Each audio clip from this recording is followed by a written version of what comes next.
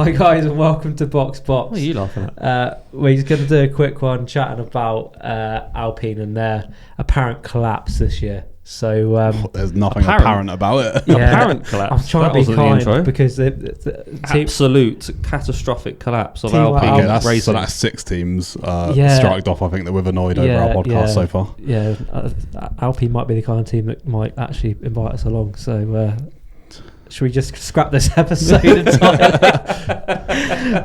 No, look, it's not been great. I think the signals that were coming out of their camp pre-season and for testing weren't particularly positive anyway.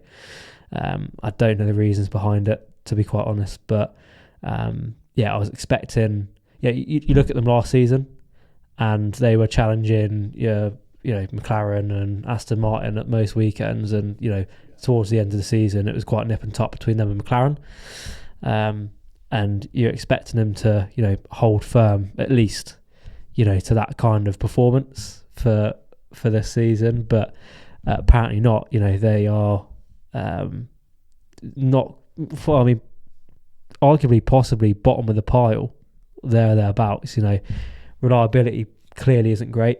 So I've just written down some of the stats here. So we look at first race in Bahrain.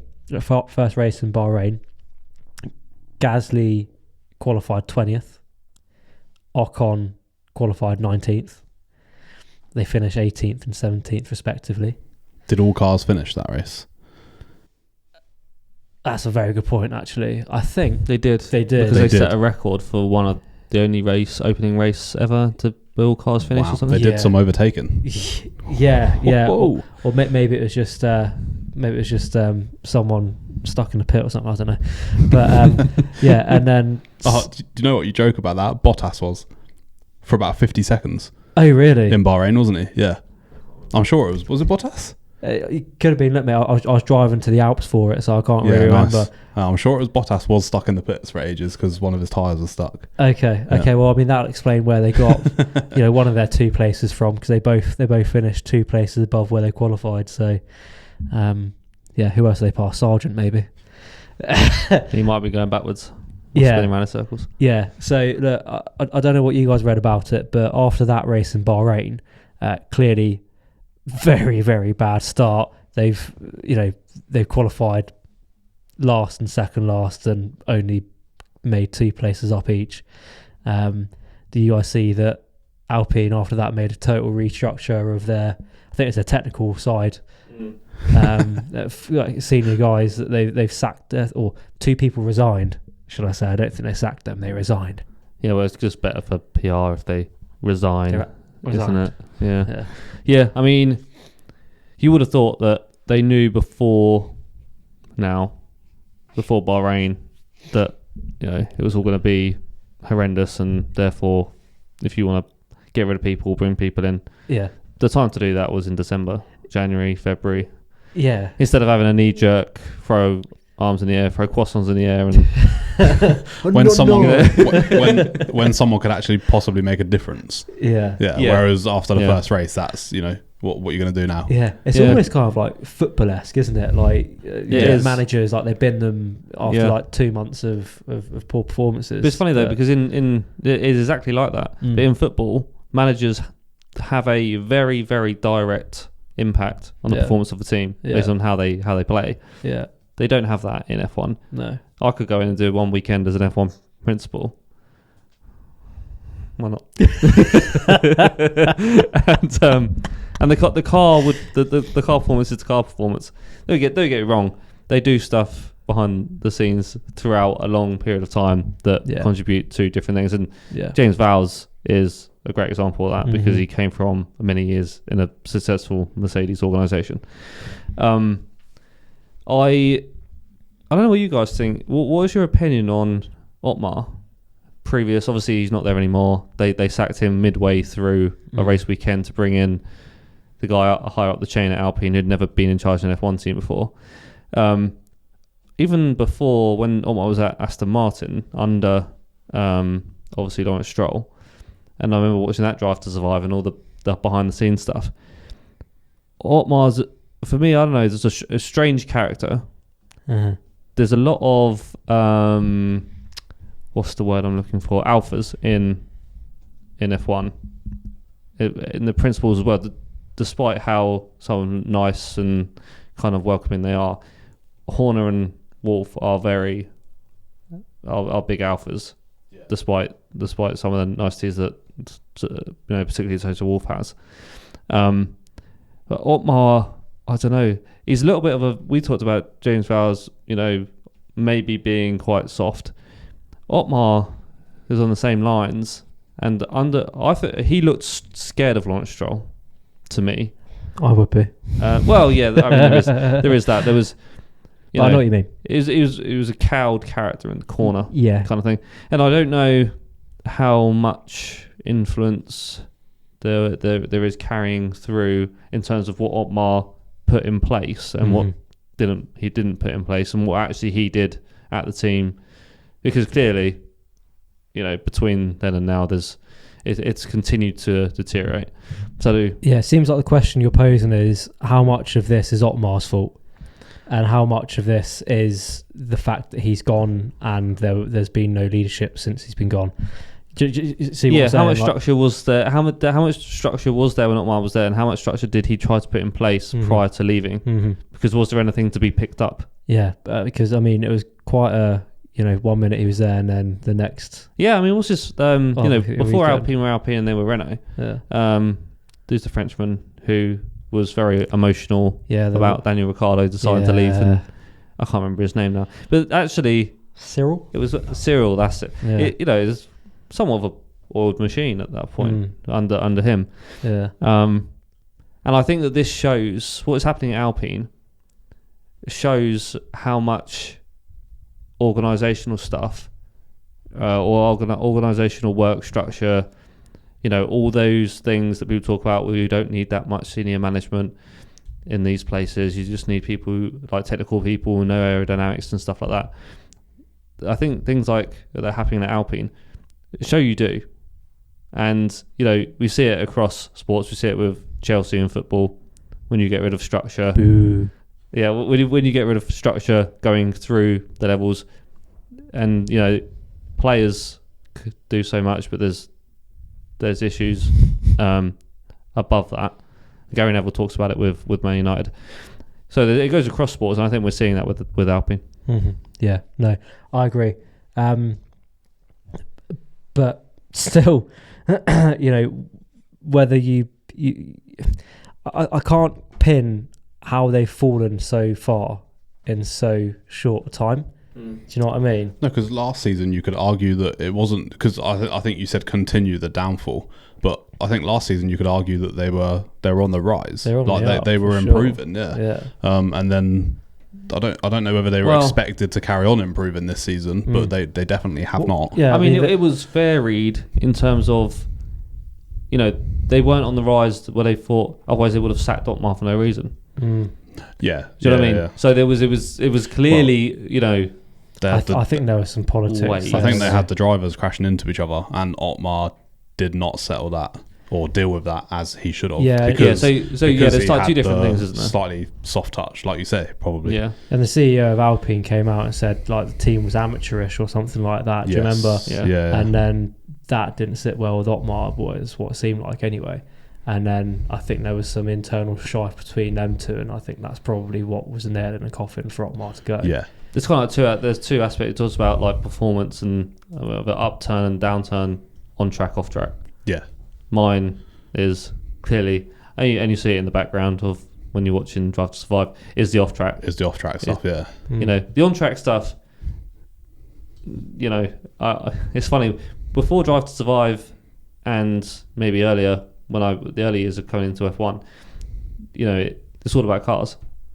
It's about the performance of the cars. And then as soon as the curtain is pulled back and you can see really what's going on, how much actually is the performance of the team reliant on off track? Yeah, it's certainly harmony. Yeah, I think any team with Ocon on, and any second driver, you're going to have some fireworks anyway, aren't you? Yeah, I think we touched on that on the first video, didn't we? I think so. If you can get Alonso, who's basically not ready to retire, but it takes him a little bit takes him a lot to get angry or annoyed. Yeah, I mean, do you remember that crash where he nearly went like into the stratosphere? It was so close to taking off. Where was that? I can't remember. I Australia, remember the straight, was but it? I can't remember where it was. I can't remember. Yeah, but yeah, look, it's going to be an interesting one. So Bahrain qualified 20th, 19th, Gasly and Ocon, and respectively finished 18th, 17th. And it wasn't really any better in Saudi. Qualifying was slightly better in Jeddah. So Gasly qualified 18th, Ocon qualified 17th. But You're catching at straws here. yeah, look, what happened to Gasly? Retired first lap. Yeah, I mean, I think he just made it round on the formation lap, didn't he? He had some issues going round. Did he start? Yeah. He did started start in and his they first lap, yeah. called him to pit Yeah. halfway around the first lap, I think. Yeah. So that tells you that it kind of adds to their woes, because you've clearly got issues with your management and your structure, and also your drivers, because there's history there. But now you've got some issues with reliability as well. Yeah, with the actual car, which last season, like we were saying, and the car side of it was okay. pretty good. Yeah, it was all the background stuff that they had to sort. Actually, they're a works team, aren't they? Yes, that is the Renault engine, isn't there? Yeah. So I That's suppose the problem. French engine. Oh, Serious. Right, okay. I could have skipped this whole 10 minutes. End of episode. I suppose put the Merc engine in, they'll be flying. It's not an aero problem. Yeah. Apart from get rid of the French engine and maybe just the French team, what I suppose the question is, what can they do? Yeah. Well, look, that's a very good question. I mean, hire Adrian Newey. Yeah, I don't think we should they need more than be that, too right? dramatic, because this is exactly how McLaren started it last year. Yeah. They were this poor last year. Yeah, but there wasn't broken team dynamics, broken driver dynamics. Mm-hmm. No, there wasn't. They were, if you like, on the upturn internally. They had put new structure in place by that point, and they had moved Seidel to the technical or whatever it was. Yeah. And whereas they're trying to do that, Alpine and had decided to do that after race one. But I mean, the answer to that question is, for me, I don't know. And if I did, then I'd say sign me up, Alpine. But yeah, I don't see how they come back from such a dismal start. I mean, hopefully they improve in Australia. I'd like to see them do better, but I don't think the first half of the season is going to be their time. Yeah. I think Anthony Joshua and Rory McIlroy would like to see Alpine do better. I think they'd like. They came in at a great time. I hope they got their receipt. I hope they got their receipt, because it's not looking good, boys. I mean, Alpine, as AJ called it. Put AJ in the car. Yeah, That might be one person Ocon doesn't try and fight. Yeah, true. I don't know. We'll see. I think it's any team. Well, I mean, they maybe not could have picked any team, but they out of every team on the grid to bring in Alpine must be paying AJ and Rory some good money to come and stand on the grid, to pay AJ to stand anywhere and next to a car, next to a brand, and say, I'm here with Alpine. How much is he being paid, you know? So yeah, well, yeah, look, I don't know what the way forward for Alpine is. I hope it improves for them. Well, I don't actually know. Yeah, do you? No, I don't. To be quite honest, they're probably for me. No, for me, they're probably the least likable team on the grid, and that's no disrespect to the people that are working there. It's just kind of what they've done over the last 18 months. It's just not. Yeah, I mean, despite my comments around Otmar, I just find him kind of a strange character. Mm-hmm. I obviously don't know the guy. We're watching him on TV. Yeah, you know, maybe like an hour a week. Yeah. You know, despite that, it actually looks like a nice guy. When they lost, what episode it was, didn't do very well. You know, telling the team, don't worry about it, don't let it affect you, enjoy the rest of your week and all this kind of stuff. To sack him, in the middle of a race weekend, not terrible behaviour. Yeah, optics wise, it didn't look great. Just wait until the race over. Yeah, it was like they didn't even think about it. It was like you said, a knee-jerk reaction from an argument or a comment that had been said, and they were like, "Off you go." Yeah, it's quite an American firing kind of. Yeah, sack him, get out. See you later, quick as possible. The one person I do feel sorry for is Gasly. Yeah, so do I. So do I. He's had a pretty. I mean, ever since. He's never ever going to have that chance at the Red Bull seat, no matter how quick he is. No, and to be fair, on the face of it, it looked like a wise move for him.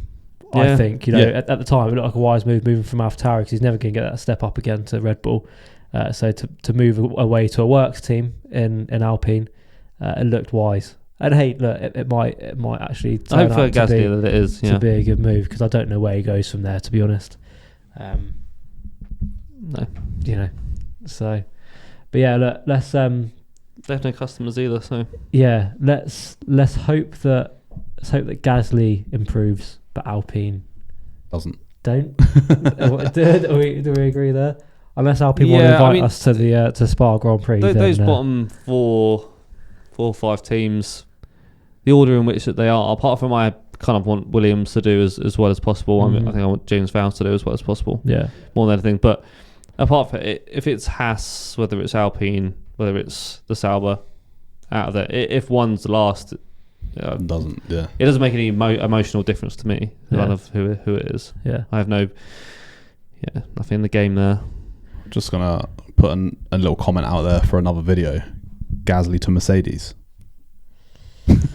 That's another one, isn't it? I mean, yeah. I can't see it, but I can't see it. But maybe that's the only way he. I think he's too deep in. Yeah. So, I think Merc have that Merc.driver program is a large program. Yeah.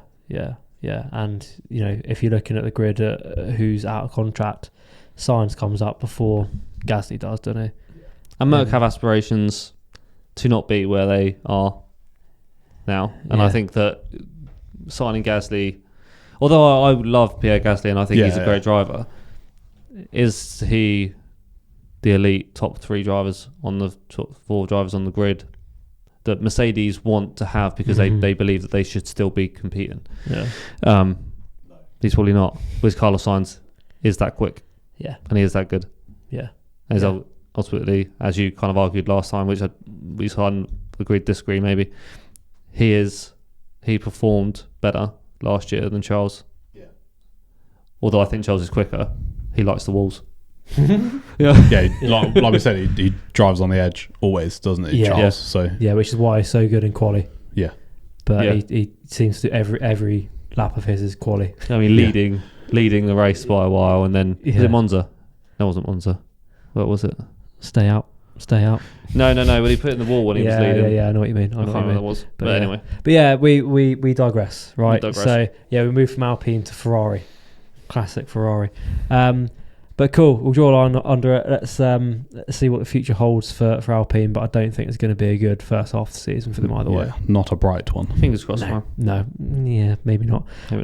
But cool, cheers guys. As always, comment, like, subscribe, follow, etc. And we'll see you on the next one.